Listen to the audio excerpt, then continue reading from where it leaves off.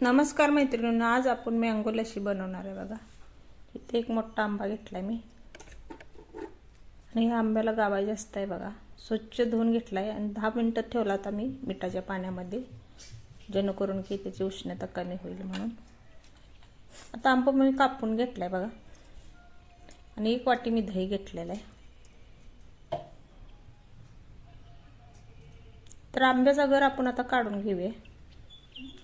ही mango lassi मस्त होते बघा, स्वादिष्ट होते, थंडगार। आपण एवढी महाग बाहेर पिऊन येतो लस्सी, तर घरच्या घरी बनवूया।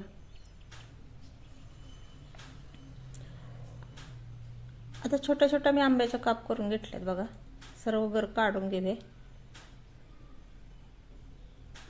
या आंब्याला जास्त गर आहे बघा, एकाच आंब्याची भरपूर अशी लस्सी होते तयार, साध्या सोप्या पद्धतीने। आता उन्हाळा पण चालूच आहे बघा, पावसाळ्याच्या दिवसात पण ऊन अजून कडक पडते, त्यामुळे आपण थंडगार शरीराला पिऊया।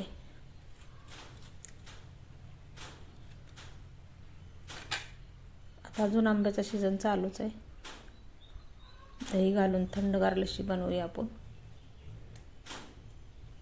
दह्याचा पदार्थ तो उन्हाळ्यात खाल्ल्याला शरीराला खूप फायदेशीर आहे।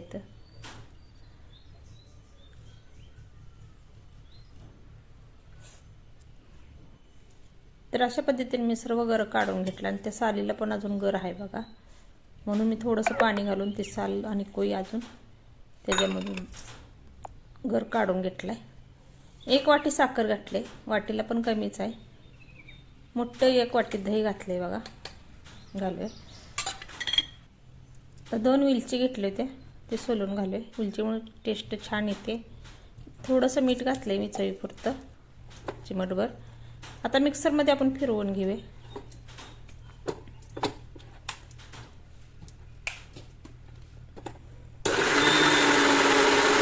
मिक्सर मी चालू केलं,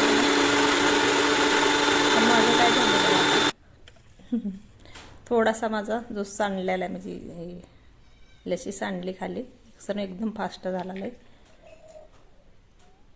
तुम्ही असं नका करू, माझ्यासारखं व्यवस्थित करा, लक्ष द्यायला लागतंय। आता आपण गलासात ओतून घेऊया। तर मी मिक्सर लगेच बंद केला। आंब्याचा आणि दह्याचा एकदा सुगंध सुटलाय बघा, लस्सीचा खूपच टेस्टी येते। वरून थोडंसं आपण गर घालूया, आंब्याचं काप केलेलं थोडी।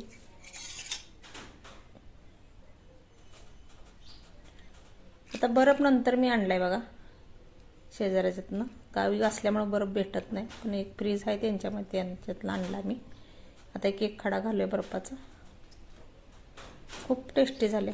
रेसिपी आवडली तर लाईक करा, सबस्क्राईब करा। अशाच नवीन नवीन रेसिपीमध्ये भेटू। नातेवाईकांना, मैत्रिणींना शेअर करा। धन्यवाद, बाय बाय।